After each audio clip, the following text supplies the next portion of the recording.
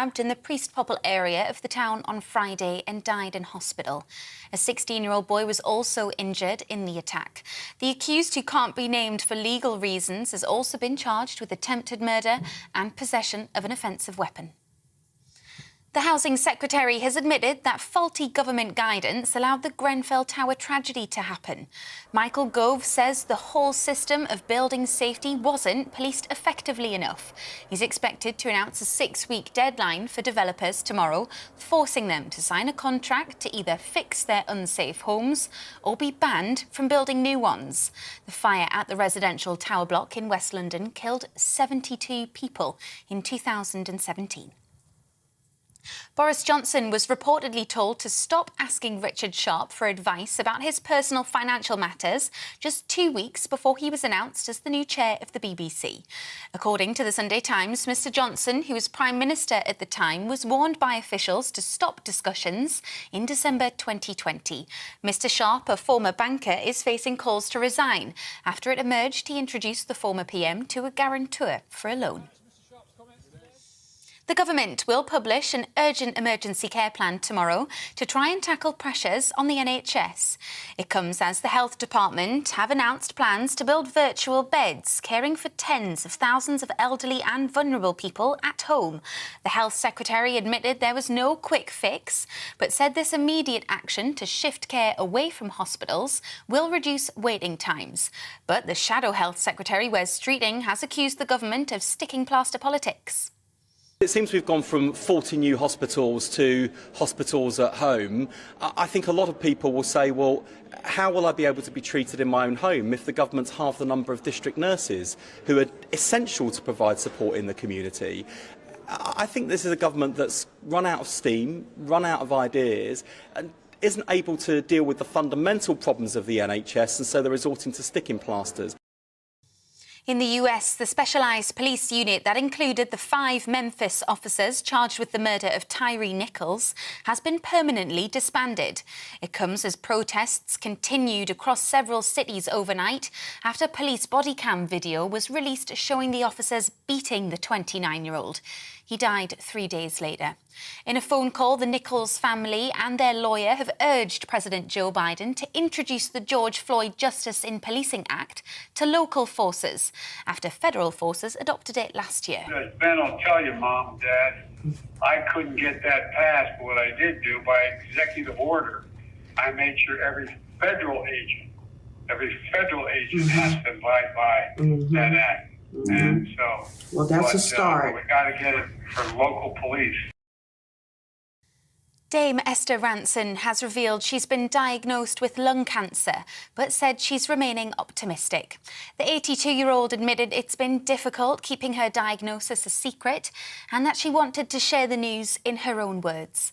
Last year, the broadcaster received a Lifetime Achievement Award for her charity work, and she was made a DBE back in 2015 for her services to children and older people through Childline and the Silver Line. The head of the Welsh Rugby Union has resigned amid allegations of a toxic culture within the governing body. Steve Phillips's decision comes after the WRU announced an external task force will investigate claims of misogyny, sexism, racism and homophobia within the institution.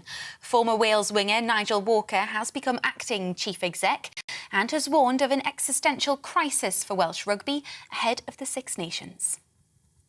You're up to date on GB News. We'll bring you more news as it happens. Now, though, it's back to Calvin.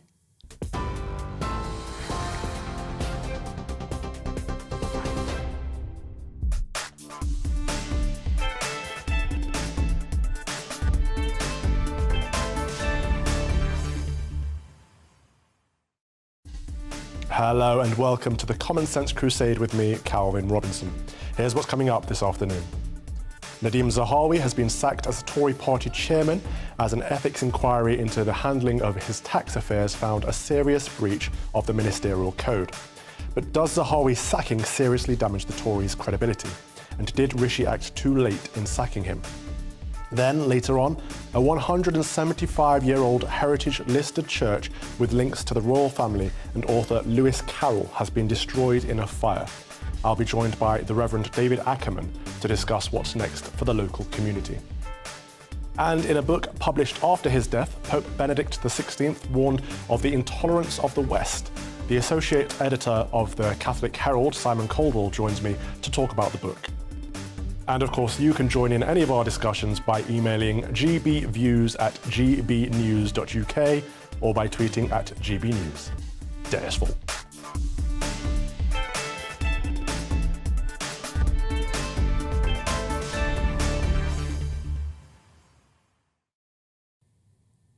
We often hear that the United Kingdom is a Christian country. I think that's true, but we rarely talk about the root of British values, which have a strong foundation of Christian values. Take, for example, our common law, based on the Ten Commandments. Laws against murder, adultery, theft, and bearing false witness, i.e. perjury. We no longer have blasphemy laws, but it could be argued certain demographics are trying to bring them back. I believe our moral compass, our sense of right or wrong, comes from the Christian definitions of what is good or bad. Many people today, especially atheists, would claim they don't need a religion to determine a moral compass. But where do they think Western moral values evolved from? They're certainly not universal. Many nation-states around the world have entirely different moral codes to ours.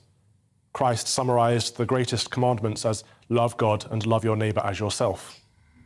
UK law is centered around the idea of private property. Thou shalt not steal. Thou shalt not covet. That is where the majority of our liberties comes from.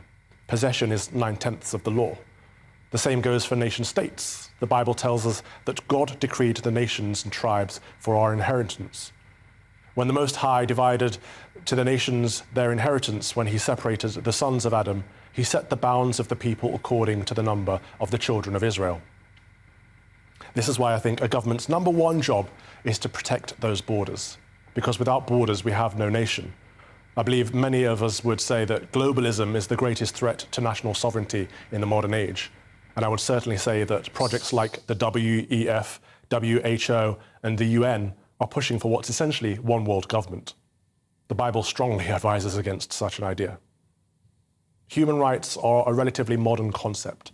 Our national sovereignty, freedoms, liberties, and right to private property have been around a lot longer. To me, our freedoms as Brits are God-ordained. From my point of view, British values are synonymous with Christian values, and that is a thing to be celebrated.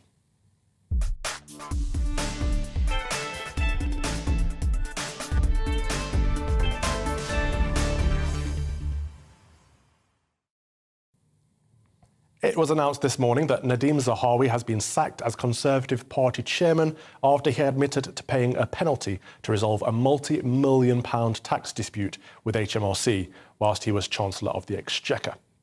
In a letter to Zahawi, Rishi Sunak told him he should be proud of his various achievements whilst in government, but there had clearly been a serious breach of the ministerial code. Sunak had previously resisted pressure to sack Zahawi, despite opposition parties and even some Conservative MPs calling for him to go. Joining me now is political editor of the Sunday Mirror and Sunday People, Nigel Nelson, and political commentator David Oldroyd-Bolt. Thank you both for joining me today. Nigel, we'll start with you if you don't mind. Rishi Sunak waited until the investigation into Nadhim Zahawi's tax affairs had been concluded before sacking him. Was he right to do so? And should Zahawi have been sacked sooner? No, he wasn't right, and yes, Zahawi should have been sacked sooner. I mean, I do understand that Rishi Sunak wanted to go through due process, but really, Rishi Sunak should have actually dealt with this right from the beginning. He promised this government of integrity, professionalism, and accountability. So the first thing he should have done is talk to Nadhim Zahawi before he was appointing him, to find out exactly where this tax investigation stood. The news had been rumbling around for a long time, so it wasn't as if it would have come as a great shock. So the first thing is he shouldn't have appointed him. When it began to go pear-shaped, he should have sacked him. What really should have happened is what politicians never do, or very few do, is that Nadhim Zahawi should have actually resigned when it was becoming clear his position was untenable. Gavin Williamson said back in November, and no one remembers now that what Gavin Williamson resigned for, but he did it because he was a distraction to the government, and what he did was the honourable and right thing, which is what Zahawi should have done. Well, we learned from Yes Minister, didn't we, that the right time to resign is straight away, and if we leave it a week, it looks bad on everybody. But, David, is this a case of he should have resigned sooner, or is it just a trial by media and he's been pushed out? I don't think he should have resigned sooner. I think we have, over the past few years, become rather too hasty to say that people should jump before they're pushed. There is a very fundamental point of British law that you are innocent until you are proved guilty. And everybody is entitled to this. Everybody. Politicians, people in the media, sportsmen, men on the street. And I don't think it's fair to say that just because Mr Zahawi was under suspicion of wrongdoing, he should have plunged a knife into his own heart before Sir Laurie's report found that he had committed breaches of the ministerial code. Is it fair, just because he's in the public eye, as it were, and just because he holds a position of responsibility, for him to be held to higher standards than us? I think, yes, he has chosen to pursue this vocation. But is it equally fair that he should be given the benefit of the doubt until he has been proved wrong? I think yes. But, David, that's an argument to be made for him not being sacked earlier. But surely, if he doesn't need to wait for the investigation to be over for him to know that he was guilty of breaking the code, surely he should have resigned earlier. Well, I think there is a question, if you read this report, into whether he considered himself to be guilty at this point. He has been found guilty by this report, by this investigation, but I think it's an entirely possible thing that Mr Zahawi believed himself not to have committed breaches of the relevant sections of the ministerial code until it was told that he was. And is it fair for him to be held to an impossibly high standard? No, I don't think it is. Absolutely. And I think this is why we end up with people in public life who are either totally anodyne and have nothing to offer, or, frankly, the people in public life who are just so bland and boring that they cannot rise to the occasion. We need people who have ability. We need people who are willing at times to push the envelope a little far. Would we have a Churchill in public life if in the 1920s and 30s people's tax and people's income had been investigated to the degree now? No, I don't think we would. So we have to ask a question to the nation. Do you want people who are capable and who at times take the action that they believe is right regarding their own taxation, or do we just want people who stick to the exact letter of public moral opprobrium about no tax avoidance? You're arguing in good faith and giving him a lot of benefit of the doubt there. Nigel, Nadeem Zahawi still doesn't seem to have taken responsibility. He still doesn't seem to think he's guilty, and he seems to be pushing the blame onto the press. Is that fair? Well, I mean, it was because of the press and the constant scrutiny that he was under that he's actually gone now. So the press has been doing a good job on that. I mean, what Nadeem Zahawi is complaining about is headlines like the noose tightening. Now, I'm sure the sub-editor who wrote that will be reflecting on the appropriateness of language like that. But it was meant as a metaphor. We use such things in everyday speech, like teetering on a cliff edge, coming down on someone like a ton of bricks. None of these things are meant literally. And Nadeem Zahawi spent an awful lot of his time threatening journalists with libel lawyers to try and hush the whole thing up. And I think David's point about whether or not someone is innocent until proven guilty, here was a man who was in charge of everybody's taxes, who knew he was under investigation by HMRC. As far as we can see, he accepts that he owed some back tax and accepted a penalty for that. Surely he must have realized that his position it had to be exactly within the letter of the rules. It's not a matter of, oh, we can bend this, we can bend that. That's the problem that the Tories constantly face and get this accusation of one law for them, one for the rest of us. I mean, it's an interesting point, David. The fact you mentioned should politicians be held to a higher standard, but this is someone who was ultimately responsible for all of us paying our tax, and he wasn't paying his fair share of tax. So there's a level of hypocrisy there that is important to recognise, isn't there? But also, we're talking about millions of pounds. We're not talking about a few £1,000s here. We're talking about millions of pounds. Yes, we are, because Nadeem Zahawi is an exceptionally successful man of the sort that we should be encouraging more in this nation to be. Let us remember that tax avoidance is not a criminal offence. Tax evasion is absolutely and should be punished with the full force of the law. But to avoid paying your taxes, in fact, enshrined in statute law from a judgment of 1933 as every Englishman's right and duty. You can look it up on Google afterwards for those of you who doubt me. But I think, yes, there is an element of hypocrisy here in Nadeem Zahawi being under investigation himself while being responsible for others paying their taxes, and perhaps on that basis he ought to have resigned. But I think that we have swung so far over the recent years into the idea of there's no smoke without fire and that you should jump before you're pushed. Look at the Conor Burns case, a man accused of sexual assault who, in fact, had done nothing at all and yet was jumped upon by the press and by the upper echelons of the Tory party and kicked out. I think we have to take a step back and stop being so hysterical about things. Nadeem Zahawi was wrong. He has now admitted he was wrong. He was fired for being wrong. And I think it's perfectly clear to everybody that he will not be returning to government for a very long time, if at all. Justice has been done. Okay. The penalty has been served now. Okay. And what's been lost here?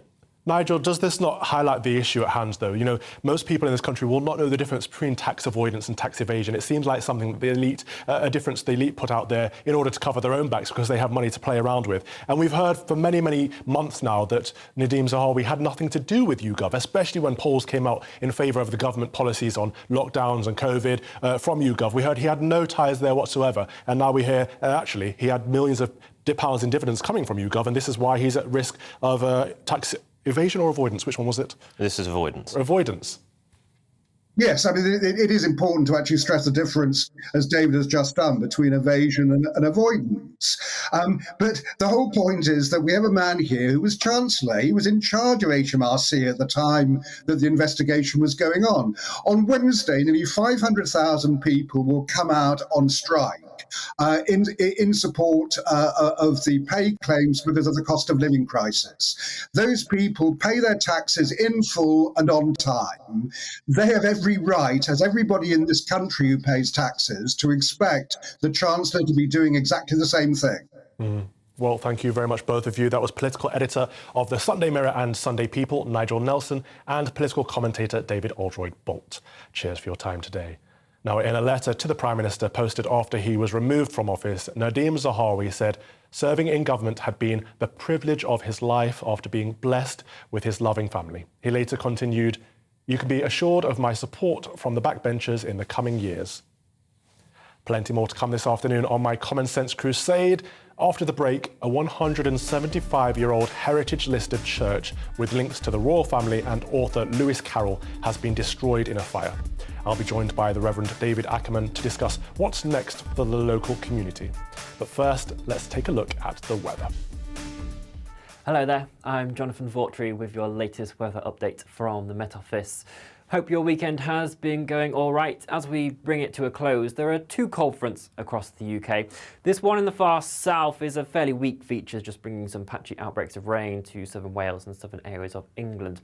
This one in the north, pushing into Scotland, Northern Ireland, has a bit more substance to it, so there are some longer spells of rain as it continues southwards into the evening, but that too will tend to fizzle out later on in the night. Behind that, we will see some clearer intervals develop, but also showers pushing in for Scotland. These will be heavy in places with hail, snow, down to around 400 metres over the mountains as well.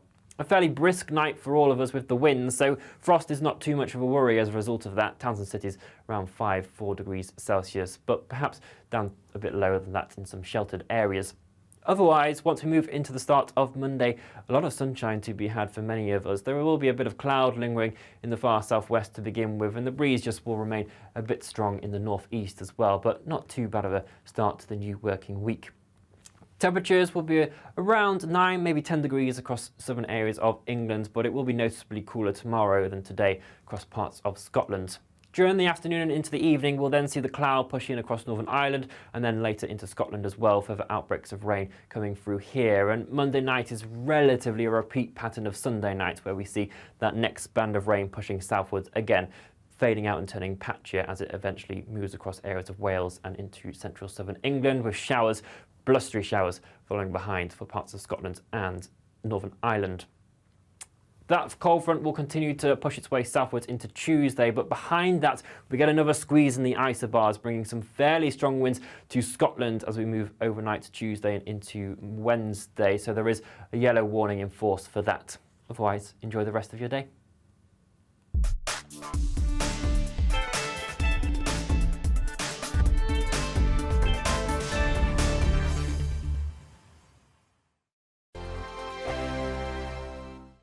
Monday to Thursday, 9 p.m. till 11 p.m. Join me, Dan Wootton. I'll bring you the sharpest takes and hottest debates. Do you not believe in prisons? I don't believe in prisons. I'm completely Right. stunned. I guarantee you there'll be no spin, no bias, no censorship, I actually was personally quite offended by it.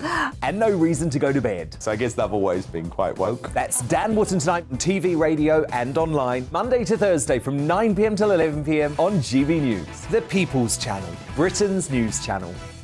Hello, I'm Michelle Dewberry, and you can join me every weekday 6 till 7 on Jubes and Kerr. You're an inspiration to us all. Click that bit up. Well, you are. That's my ringtone. My political ambitions those days are gone, I can tell you. She's only teasing. Go on. He's probably going to want to lay down now. I'll give him 2 minutes to have one. Let's respectfully disagree. That's what we like on Absolutely. Jubes and Kerr. Come and join us. GB News, the People's Channel. Michelle Dewberry, weekday evenings at 6 o'clock. I'm Andrew Doyle. Join me at 7 o'clock every Sunday night for Free Speech Nation, the show where I tackle the week's biggest stories in politics and current affairs with the help of my 2 comedian panellists and a variety of special guests. Free Speech Nation, Sunday nights from 7 on GB News, the People's Channel, Britain's news channel. I'm Michael Portillo. Join me on GB News on a Sunday morning for topical discussion, debate, arts and culture, and sometimes even ethical dilemmas. I don't always agree with you, Michael. Michael Portillo, Sundays on GB News, the People's Channel, Britain's news channel. He's the king of breakfast TV, and he's back. Eamon Holmes, back on the TV with me this morning. Even remember my name. I know, it's been 4 months. You have holy water by your bed? Oh, yes. Already to bless. Oh, Eamon. Oh. Why do you not believe anything I say? Eamon Holmes back on GB News Breakfast at 6 a.m. This year on GB News, we've got brand new members in the family. Join us. Across the entire United Kingdom, we cover the issues that matter to you. GB News will always stay honest, balanced and fair. We want to hear whatever is on your mind. And we don't talk down to you. The establishment had their chance. Now we're here to represent you. Britain's watching. Come join us on GB News, the People's Channel, Britain's news channel. We are GB News, the People's Channel. and right across the United Kingdom. You can find us on Sky Channel 512. Virgin Media Channel 604. Freesat Channel 216. Freeview Channel 236. And YouView, Channel 236. You can also take us with you on DAB Plus Radio. With the GB News app and at the website gbnews.uk. We're absolutely everywhere. Come join us on GB News, the People's Channel, Britain's news channel.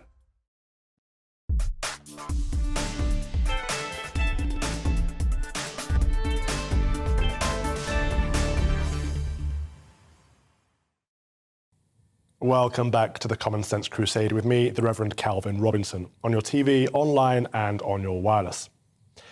A 175-year-old church described as a historical treasure and which has links to the royal family has been tragically destroyed in a fire. St Mark's Church in St John's Wood, which is Grade 2 listed, was home to many significant memorials, artefacts and mosaics, and had strong ties to Queen Victoria's son, Prince Leopold, whose tutor was vicar there for around 4 decades. And the Prince himself laid a foundation stone there in 1877. The Reverend Kate Harrison, the current vicar of the church, said the fire had left her absolutely devastated. Now, the Reverend David Ackerman, vicar of St John the Evangelist in Kensal Green, joins me to discuss this further. First of all, thank you for joining us on a Sunday. I know it's your busiest day of the week. Viewers might remember you from the Easter special in which you appeared and you kindly lent us your church.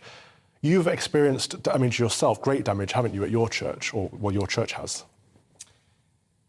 Yes, I mean, it's interesting. This morning I stood at the altar, which is a memorial to Father Tipper. And indeed, Father Tipper's ashes are buried underneath. And in 1940, during the Blitz, the church was bombed. And we have the letters, and we have his recollections of what happened. And he said in the morning after the bombing, he walked into the church with a labourer, and much of the roof had gone and the glass had gone. The people on the radio were showing images now of the church before the fire. And he cried. Right. And so did the labourer. And he said, and the labourer said, Father, we'll build this up again. And he said we did. But of course, he built the church up, and it doesn't look the same. But I'm very conscious of his efforts. And I think the congregation, the people at St Mark's, will be crying, they'll be grieving, and then there'll be that sense of, how do we rebuild this? And there's also the sense of a reminder that we are the church, isn't there? Exactly, and this morning the congregation met, I gather, in the vicarage garden to worship. And again, this morning in my church, I said the only sense I get of what this might be like is in the first lockdown, some of us gathered in the garden on Easter Day, and we looked over the wall as the bells rang and the church was locked. And we gathered in a garden, and I read that gospel about the first resurrection morning being in a garden. And of course, when it's all gone, when your church isn't there anymore, I think it takes you back to the origins, to the beginnings, to what the church is about and how you rebuild. Yeah. And we just saw some of the mosaics there that have probably been unrecoverable from this fire. There's so much treasure lost. Father, what would you say to people? I've seen a lot of comments online of people saying, well, you know, the vicar there used #ComeOut and backed Sandy Toksvik's argument of revisionist approach to the gospel. Could this be divine judgment? You know, God will not be mocked. I don't. I sometimes think, well, I think God's got better things to do, actually, than do these things. I think that, you know, again, in that whole debate about human sexuality and all those things, there are very many churches that differ on these things, and I don't think we're seeing sort of certain ones going up in smoke and certain things not. And again, I think sometimes this is the thing that at the end of all this might just be electrical. It might be something that you know, so simple, so small, that causes all this. Yeah. And I suspect, again, when your church isn't there anymore, I think it does take you back to the very beginning, and you think, what is the church for? Well, let's talk about that. So what will the community be doing now that they don't have this physical building? Again, I suspect there'll be many people around that church who might not have gone very often. So the wider community? Because it's not there anymore. Yeah. In a sense, they notice what they've lost. And we see this so often in parishes all over the country, that there is huge amount of cherishing of churches. And it doesn't mean people go there very often. The moment you say it might not be there anymore, I think, well, the day they say, well, no, we want this. Yeah. And I noticed this morning, particularly, a lot of people came to church this morning. And I don't know, but it might be that some of them thought, my church is there, and I want to be there, and cherish what we've got and celebrate what we've got. Yeah. So it's a good reminder for people to get to church. Oh, absolutely. Is this recoverable? Is the damage too extensive? Well, again, I've only seen pictures, and it looks pretty, you know, extensively damaged. And again, the church, we don't live 175 years ago, and there's no doubt there will be debates about what sort of church should there be there. Oh, yes. You know, a church that was built for the world 175 years ago, we're different. I mean, profoundly, a church is the same thing. But no doubt there'll be discussions about how does this church, how does a new church, how does a reconstructed church serve the community around it? We don't make them like we used to. In fact, I don't even know if we have the skills to create churches like we used to. Every time there's a fire, you'd rediscover skills. Very good. Well, thank you very much for your analysis. That was the Reverend David Ackerman, Vicar of St John the Evangelist in Kensal Green, just down the road from me, actually. You are with GB News on TV, radio and online, and after the break. In a book published after his death, Pope Benedict warned of the intolerance of the West. The associate editor of the Catholic Herald, Simon Caldwell, will join me to reflect on the conflicts of the book, in which Benedict attacks the rising intolerance in the increasingly aesthetic West. Now it's time for a check on those news headlines. Here's Ray.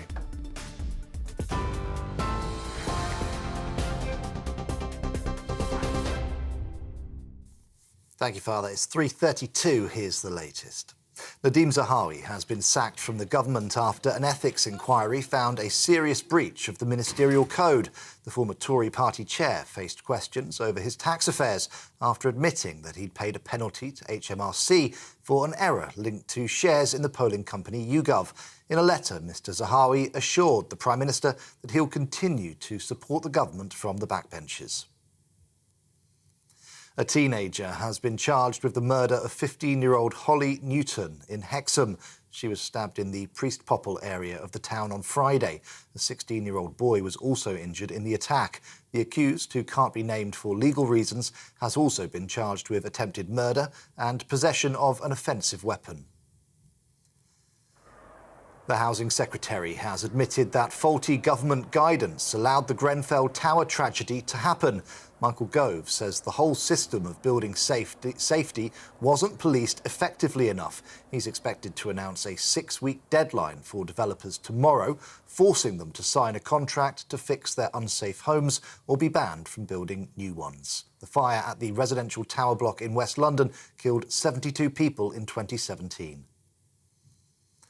The government is set to publish an urgent emergency care plan tomorrow to tackle pressures on the NHS. That's as the Health Department announced that it wants to create virtual beds to care for tens of thousands of elderly and vulnerable people at home. The Health Secretary admits there's no quick fix, but says the initiatives will help reduce waiting times. We're on TV, online and on DAB+ radio. This is GB News. Don't go anywhere. Father Calvin will be back in just a moment.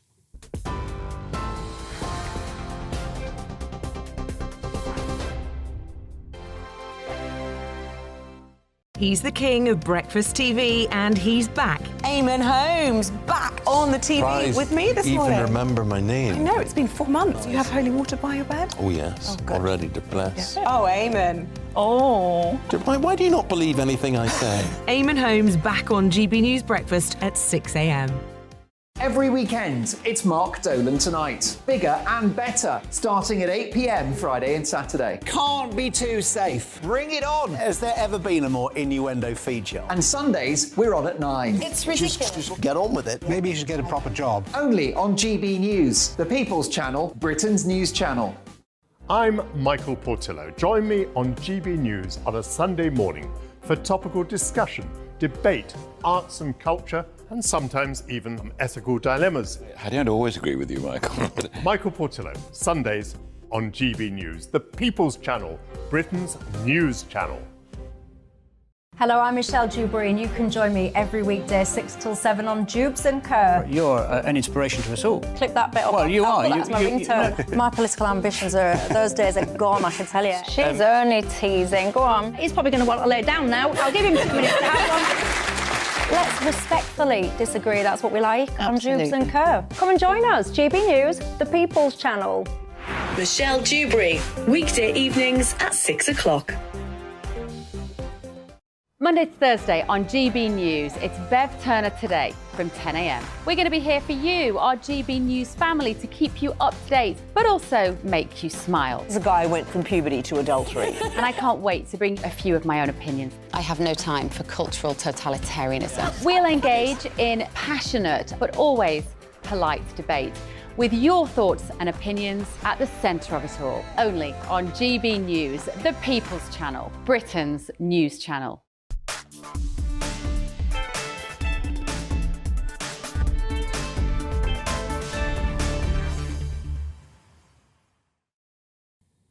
Welcome back to the Common Sense Crusade with me, the Reverend Calvin Robinson, on your TV, online and on your wireless. In a new book of essays published posthumously entitled What Christianity Is, Pope Benedict XVI warns of a rising intolerance against the Christian faith in an increasingly atheistic West. The late Pope said this intolerance has not yet turned into open persecution, but that legislation is being used to eradicate all that is essentially Christian in society, and I could not agree with him more. He also warns against the distortion of the sexes by gender ideology and defends the unique nature of Catholic Mass and the Catholic priesthood. Sound. Now, joining me is Simon Caldwell, who is an associate editor at the Catholic Herald and the author of the novel The Beast of Bethulia Park, which was published just before Christmas by Gracewing. Welcome, Simon. Thank you for joining us again. Can you tell us more about this book, which Pope Benedict has somehow published posthumously? Yes, I mean, I can't say an awful lot because I'm still yet to read it. It's, as far as I'm aware, it's only been published in Italian. Yeah. It's a collection of 16 essays, I think 12 of which have been published before.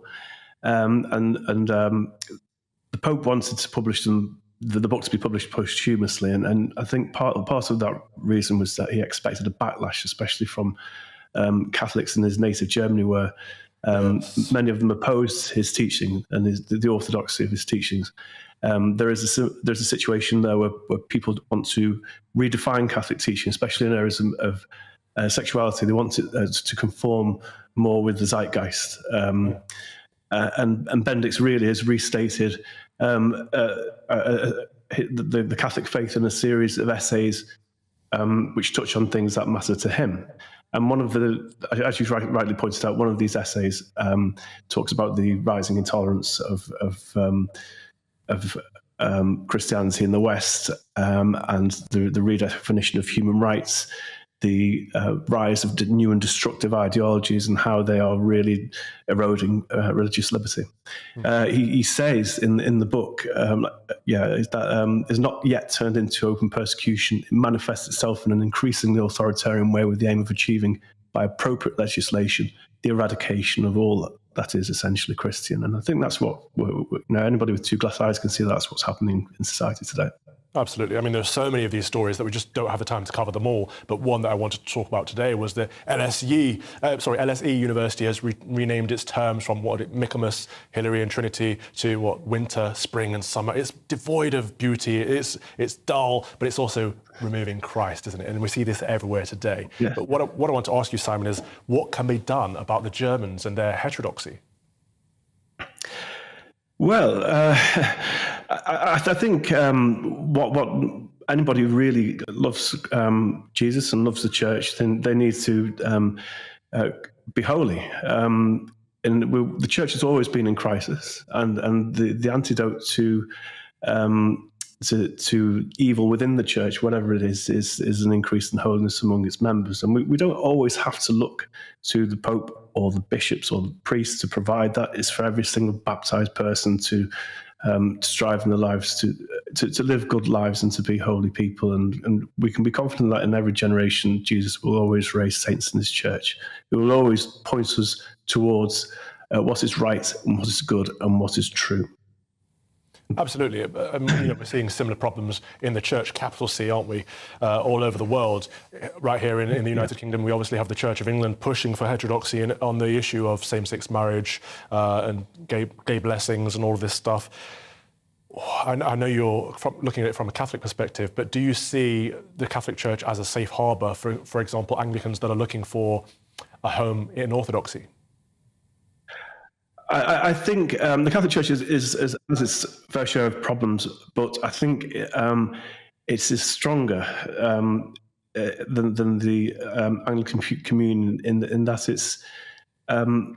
it's quite clear on what it believes, and its faith is stated categorically in the Catechism of the Catholic Church, which is accepted by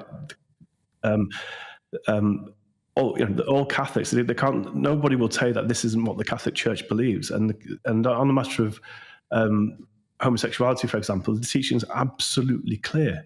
So it'll take an awful lot to turn that around. And even then, there will many Catholics who will say, well, that's false teaching. If it doesn't conform with 2,000 years of scripture and tradition, it will be rejected as false.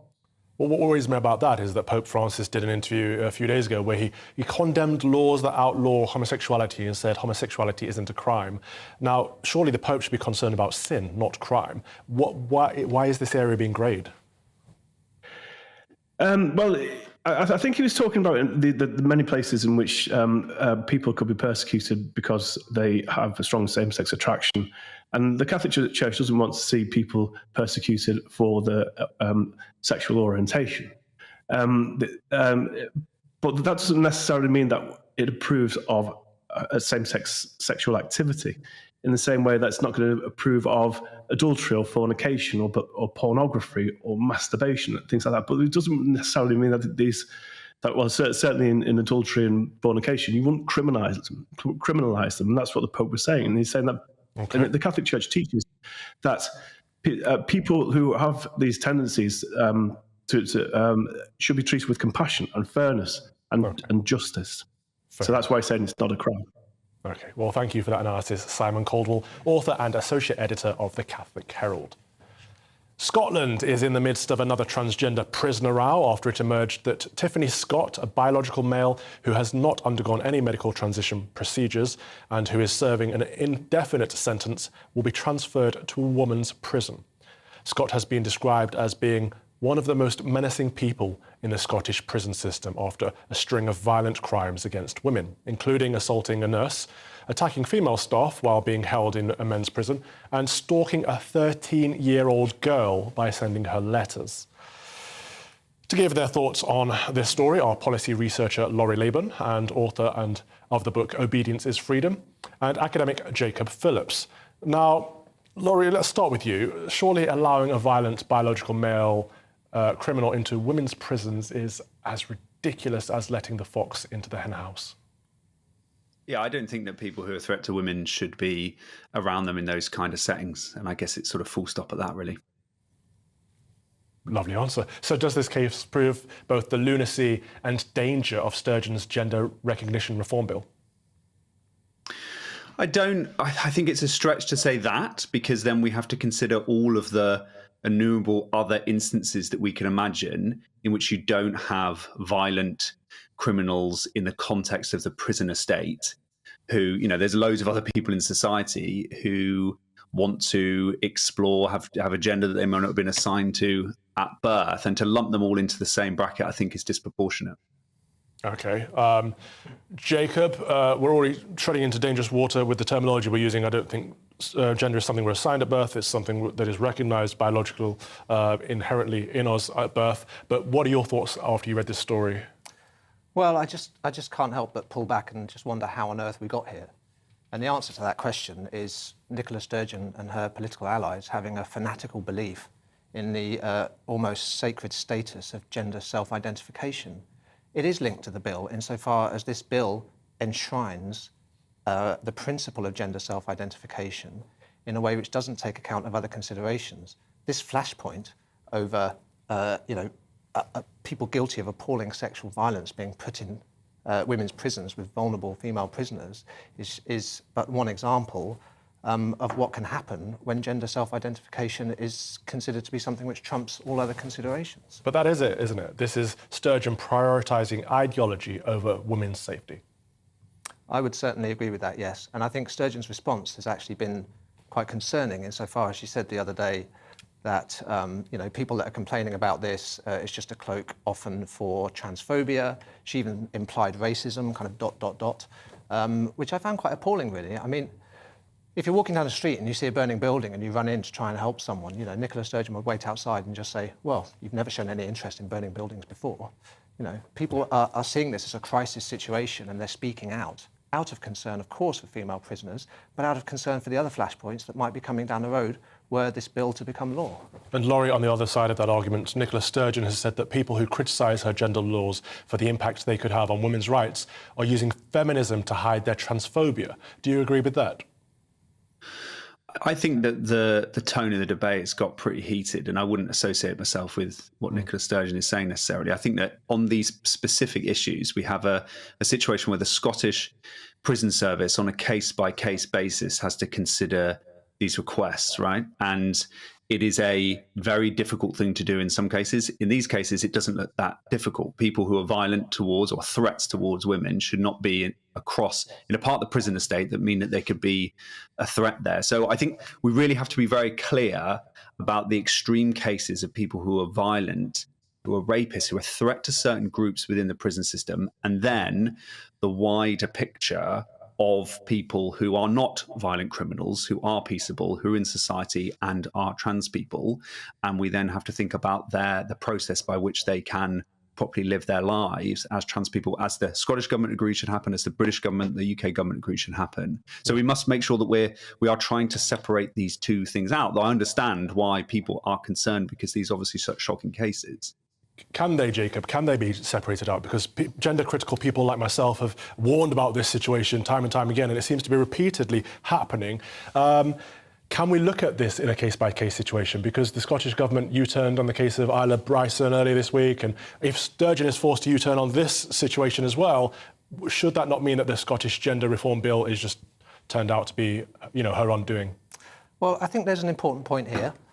And the one thing I would agree with that Nicola Sturgeon has said is that it is dangerous and potentially inflammatory to assume that there's some intrinsic link between people who apportion to themselves a trans identity and being potential sex offenders. And were that to become commonplace, it would be a very dangerous place to be, which one wouldn't want to support. At the same time, I trust, the British public to be able to distinguish between the two issues. And I think there is something, there's another more critical point in this, insofar as if someone's placed on the sex offenders register, for example, they simply have a blanket ban on working among vulnerable people or working with children or whatever it might be. There's no case-by-case analysis. There's no 72-hour individual risk assessment by the Scottish Prison Service. Someone on the sex offenders register with a history of repeated offences is not allowed to work in certain situations. It should be a blanket ban. And relying on the Scottish Prison Service to analyse each individual case and decide whether or not to unleash this person into a female prison is just not acceptable. I'm with you, and Laurie, I'm not suggesting that everyone that identifies as trans is a sex offender. I'm just suggesting that it's dangerous to put biological males in a prison with biological females. Should there be a middle ground? Should there be prison holding facilities for people who identify as trans?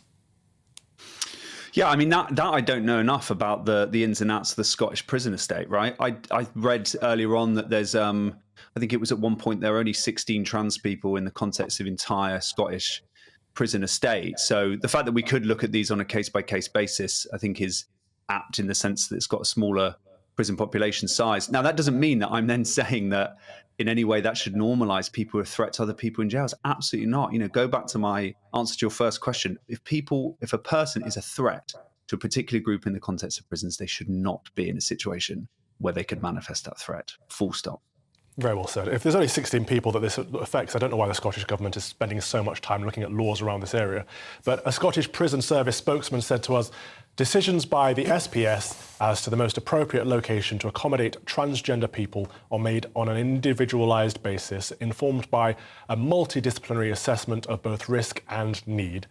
Such decisions seek to protect both the well-being and rights of the individual, as well as the welfare and rights of others around them, including staff, in order to achieve an outcome that balances risks and promotes the safety of all. And that is exactly what has happened in this case.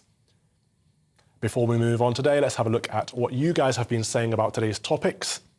On Nadeem Zahawi, Richard says, I'd like to know why this man is allowed to continue as an MP. I've seen a lot of tweets like this, actually. If he's not good enough to remain as a minister, why is he good enough to remain as an MP? Are there different standards for ministers and MPs? And if so, why? Surely we should expect better from them all. Martin, however, disagrees. He says, goodness me, if everyone who has been fined by the HMRC is now unable to serve in public life, what nonsense. He made a mistake. And do we not believe in forgiveness? Seems not easy to judge, isn't it? He's gone now, so why all this vindictive nonsense? None of it's vindictive, and yes, of course we believe in forgiveness. He should be forgiven. However, if you are the minister responsible for the HMRC and you are caught not paying your taxes, I think it's quite right for people to be concerned about that. On my monologue, Lizzle says, Lizzle, nice name. Your monologue on our laws and values coming from Christianity was so very welcome. Thank you. Oh, thank you, Lizzle. Very kind of you. Thank you for all of you for sending in your views today. Please do keep them coming, tweets and emails. A new gender-neutral production of a Jesus Christ Superstar put on by the Edinburgh University Savoy Opera Group will feature a non-binary actor in the role of Jesus and a woman playing Judas Iscariot. The production's creative director said the casting was gender-blind to help recreate Jesus' final days for a modern audience, adding, Jesus is remembered as being a man, but who are we to decide? Oh, come on.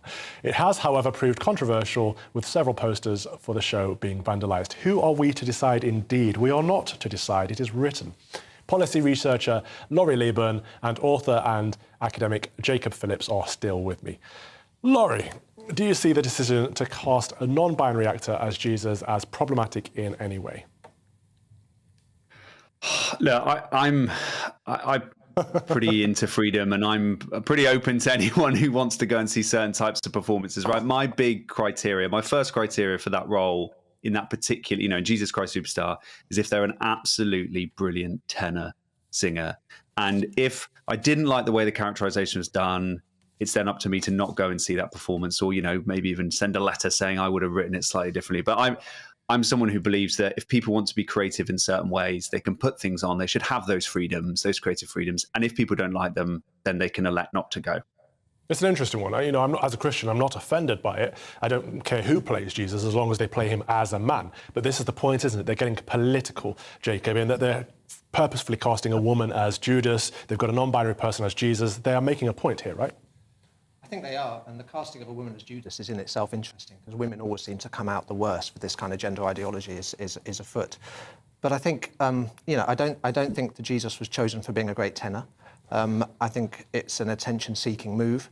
I think it's a shame, really, because Jesus Christ Superstar actually has quite an interesting mixed reception among different Christian groups. Billy Graham, for example, was very critical of it and considered it blasphemous because it doesn't have the resurrection included within it, which I don't think is a fair point, insofar as passion narratives without the resurrection are quite common in history. But in the Catholic Church, it had a very different reception. Pope Paul VI, for example, thought it could be a wonderful tool for evangelization, and I gather that many of the songs were played frequently on Vatican radio throughout the 70s, which I was very interested to hear. But what this production is doing is politicizing, seeking attention, having a non-binary Jesus, which I think is altering that very interesting mixed reception, insofar as actually a very ancient heretical idea that Jesus must be hermaphroditic or androgynous. Is what we call Gnosticism. And this is actually changing this reception to flirt with a very ancient heresy in a way that I don't think's at all helpful. I am with you. It's heresy. Thank you very much, both of you. That was policy researcher Laurie Leyburn and author and academic Jacob Phillips. Thank you for your time today. As you know, each week on the show, we like to end with our closing prayer, and here is the collect for Candlemas. Almighty and ever-living God, clothed in majesty, whose beloved Son was this day presented in the temple, in substance of our flesh, grant that we may be presented to you with pure and clean hearts by your Son, Jesus Christ our Lord, who is alive and reigns with you in the unity of the Holy Spirit, one God, now and forever. Amen. Thank you very much. You have been watching Calvin's Common Sense Crusade with me, the Reverend Calvin Robinson. I will be back with you next Sunday at 3 p.m.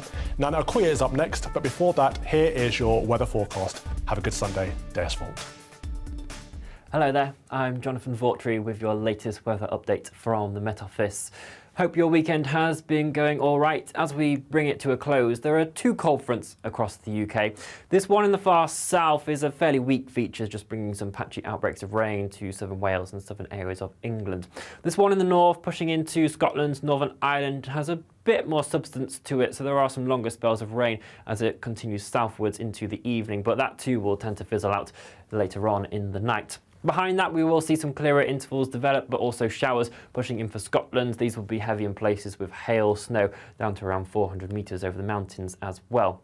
A fairly brisk night for all of us with the winds, so frost is not too much of a worry as a result of that. Towns and cities around 4 degrees Celsius, but perhaps down a bit lower than that in some sheltered areas.